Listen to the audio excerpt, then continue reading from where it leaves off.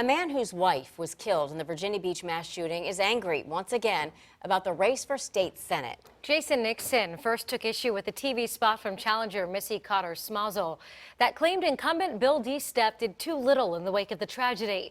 Now Nixon is telling investigative reporter Chris Horn he's angry with DeSteffe over the same issue, Chris. Yeah, this time it's a flyer arriving in people's mailboxes supporting DeSteffe and criticizing Smazel. And for Nixon, who's trying to come to terms with the violent death of his wife, Kate, the wounds are reopening.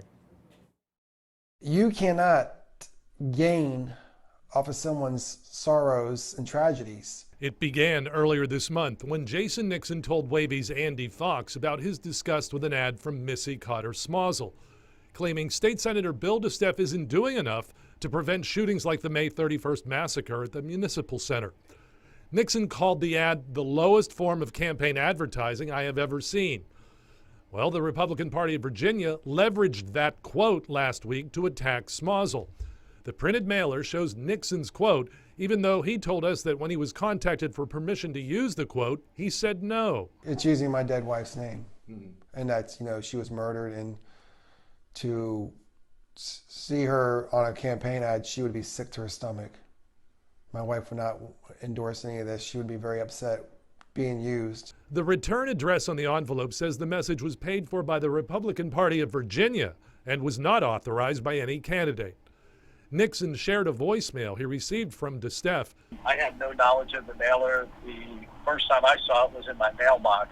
DeSteffe goes on to say he would never use Nixon's comments, name, images, or other related material without his permission. And if that's the way you want to run a campaign, then, I'm sorry. You shouldn't be doing that. It's wrong. Perhaps wrong, but not necessarily illegal. Because the quote was taken from a published Wavy report, it can be considered part of the public domain. And Nixon says he wants to point this out. He does not support either candidate in this race, neither DeSteffe nor Smazel. If DeSteffe, in fact, did not have any prior knowledge of the flyer that quotes Jason Nixon and names his murdered wife, Kate, then does he disavow and denounce it? That's our question tonight for the incumbent state senator from Virginia Beach.